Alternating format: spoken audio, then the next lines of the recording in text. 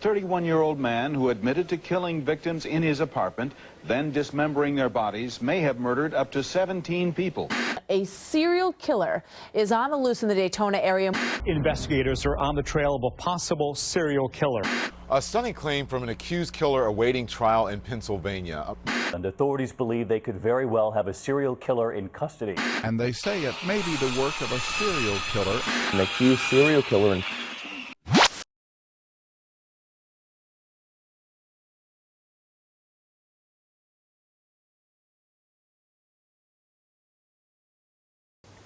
Welcome to another bone-chilling episode of 5 Minutes of Murder, the segment where I, Daddy Longlegs, takes the time out of my busy full-contact bowling career to bring you a slice of life from one of today's real-world monsters, that of the serial killer.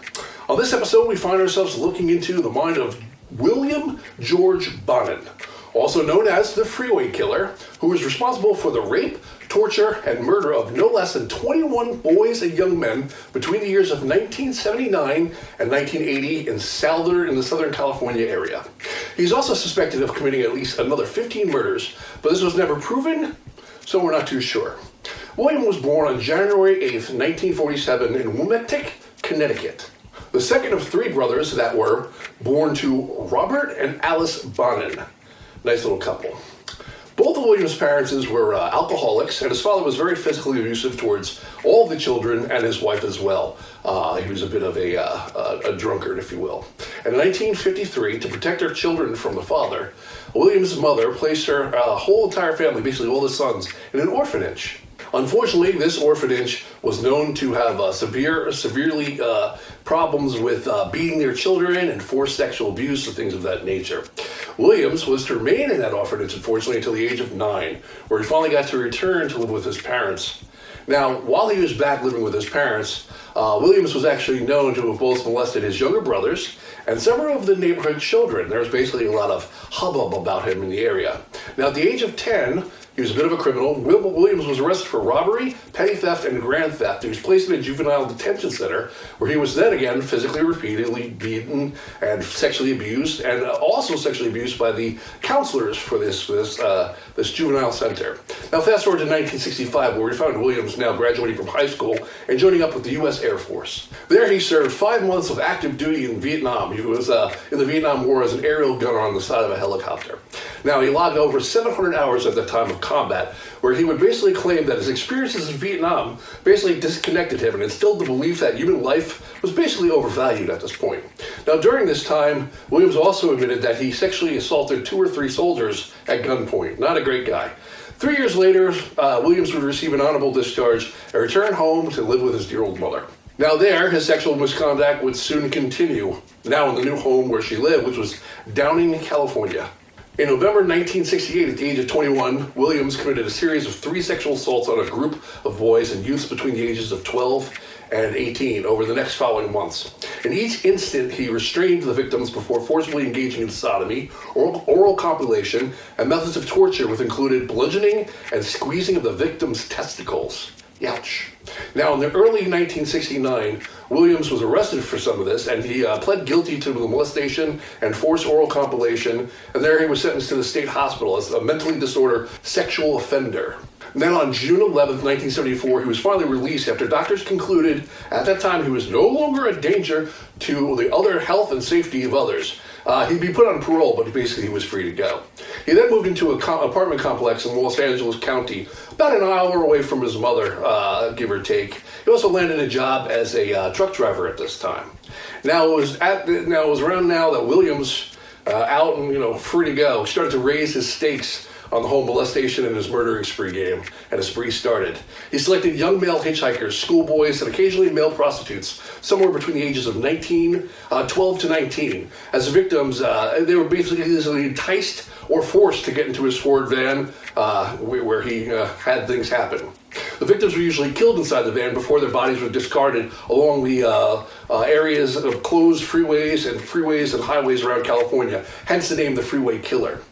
One of the first murders was that of a 13-year-old hitchhiker by the name of Thomas Glenn Lundgren, who was last seen leaving his parents' home in Reseda at 10:50 a.m. on the morning of May 28, 1979. His body, clad only in a t-shirt, shoes, and socks, was found that same afternoon. Pretty scary where they found him. Basically, Lundgren had suffered from emasculation, bludgeoning to his face and head. His skull was sustained multiple fractures. Now, in addition to that, the youth had his throat slashed across his windpipe, and he was extensively stabbed over and over again and strangled to death. Now, his severed genitalia was discovered thrown around the area of the field that he was laying in close to his body. Then later that year, Williams was actually arrested for molesting a 17-year-old boy in the coastal community of Dana Point. But due to administration communications and an error in the police force, Williams was released from Orange County Jail where he was being held. How'd you like to mess that one up? Now, just 2 months after the murder of Lundgren, August 1979, Williams began to kill again and again and again, at least 4 more victims. Next, leaving their bodies littered all over the California state highways and freeways. Again, the Freeway Killer. The difference here was the escalating levels of brutality he had exhibited towards each of the victims. It had been similar to that of like a drug addict, wanting more, craving more. Ever greater the increase of dosage to attain the satisfaction of euphoria that he was feeling from raping and taking these boys' lives. Now, it was June 11th where local police in this area were working a surveillance job around where he was. They observed Williams in his van driving seamlessly randomly around Hollywood, unsuccessfully attempting to lure 5 separate incidents of separate teenagers into his boys into his van.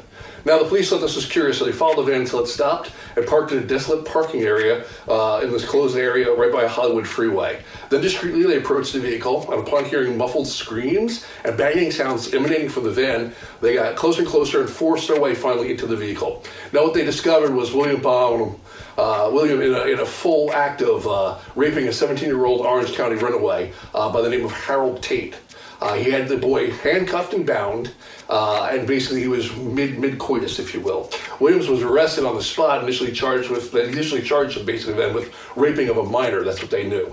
Now, once he was in custody, once they were inside the van, investigators discovered a whole lot more things, a whole lot of artifacts, attesting to his culpability in some of these other murders that were going on some of these ones that they were calling the Freeway Killer at this time. These items included tons of different stuff, various restraints, devices, handcuffs, lengths of nylon cords, assortment of knives, a tire iron, household implements such as pliers, coat hangers, and other nefarious items, if you will. Furthermore, both the interior of Williams' van and sections of his homes were stained with blood, as well as semen stained.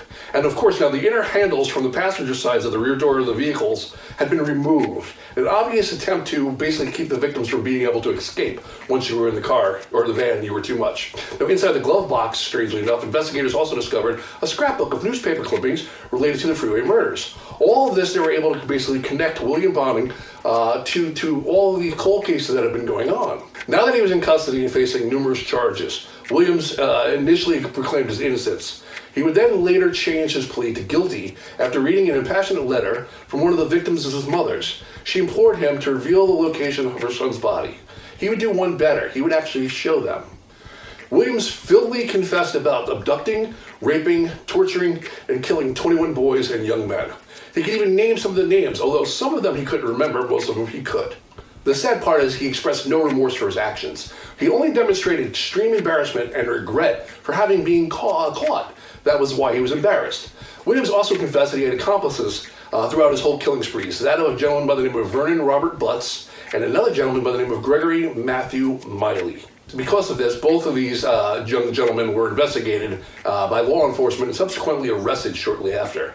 Now, on October 19th, 1981, Williams was brought to trial in Los Angeles County. There he was tried before the Los Angeles Supreme Court, Judge William Keene, where both Miley and Butts testified against Williams at the case. They basically got up on the stand and described in graphic detail the murders, which they accomplished Williams to every single murder. So they thought. Williams' trial lasted all the way up to January 6, 1982. And on this date, the jury convicted Williams of at least 10 murders and unanimously recommended that he receive the death penalty, which is a big deal in California because it doesn't happen often. Williams was remanded into incarceration at death row for 14 years in San Quentin prison where he would sit. There he awaited execution. Now, as Williams would sit there on death row and rot, this is where he started getting hobbies. He undertook both painting and writing as hobbies. He even received several minor awards for some of his artwork and stories, which you can actually find a collection of his stories online. He also started to correspond with numerous individuals, including some of the mothers of the victims.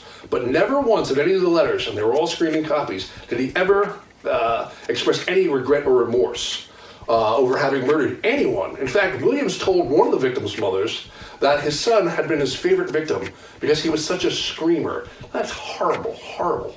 When asked by one reporter what he would be doing if he was still at large, not caught, he basically responded, "I'd still be killing. I couldn't stop killing. It got easier and easier with each one that I did." Now, on February 23rd, 1996, is when his final appeal was rejected and everything ran out for the man. Williams George Bonin was finally executed by lethal injection. His body was then cremated, and his ashes were scattered at the sea. Not quite sure why they were scattered at the sea, but they were. Williams's last meal request was for 2 pepperoni pieces with sausage on them, 3 servings of chocolate ice cream, and 3 six-packs of Coca-Cola and Pepsi. I don't know if he got 6 total or a mix and match, or they did 3 of each. I'm not quite sure. In his final statement given to the prison warden 1 hour before his scheduled execution at midnight, Williams again expressed absolutely no remorse for his crimes. None. He left a note that basically stated this: "I feel the death penalty is not the answer to the problems at hand. I feel it sends the wrong message to the people of this country. Young people act as they see other people acting instead of as people tell them to act. I would advise that when a person had thought of doing anything serious against the law, that before they did, they should go to a quiet place and think about it seriously." Well, there you have it, folks. William George Bonin, a.k.a. the Freeway Killer. Nature versus nurture? Nurture versus nature? Who cares? I'm just glad that he's no more. And that brings us to a close of another fun-filled, fact-finding episode of 5 Minutes of Murder. I'm your host, Daddy Longlegs, reminding you always to lock your doors and your windows because you never know, it might be your 5 minutes that are up next. Peace.